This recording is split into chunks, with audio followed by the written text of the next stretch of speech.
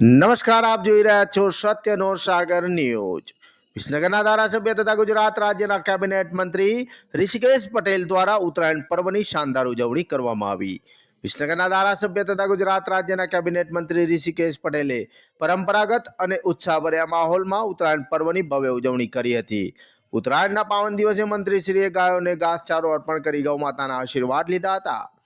ત્યારબાદ મંત્રીશ્રી દ્વારા વિસનગર શહેરના વિવિધ વિસ્તારોમાં જઈને સ્થાનિક આગેવાનો અને કાર્યકર્તાઓના ઘરે ઉત્તરાયણની ભવ્ય ઉજવણી કરવામાં આવી હતી, જેમાં ગુંદીઘાટપરા વિસ્તારમાં ચારમીબેન પટેલ કોર્પોરેટર, મૌલિકભાઈ પટેલ કાર્યકર્તાના ઘરે,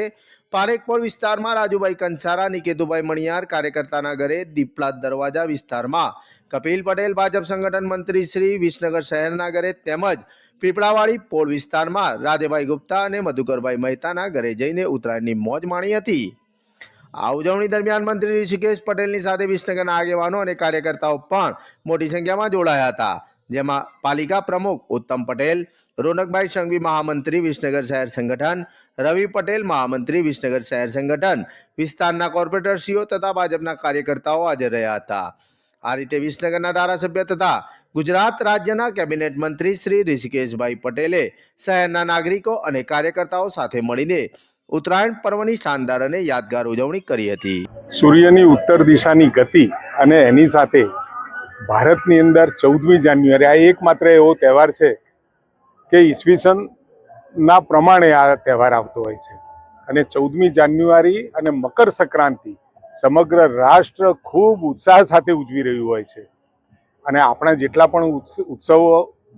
ભારતની અંદર ઉજવાઈ રહ્યા છે તમામમાં આર્થિક લિક્વિડિટી પણ વધે અને આર્થિક રીતે પણ દેશ સમૃદ્ધ થાય અને નાણાંઓ બજારમાં ઠલવાય અને લિક્વિડિટી પ્રવાહિત થાય એના માટેના જ હોય છે। સાથે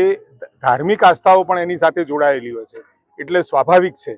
કે ઉત્તરાયણનું મહત્વ નાના બાળકોથી લઈને મોટા સુધી પોતપોતાના ધાબા ઉપર જુદી જુદી વાનગીઓ સાથે આખો દિવસ એની મોજ પણ માણતા હોય। પણ સાથે મારે એ પણ અપીલ કરવી છે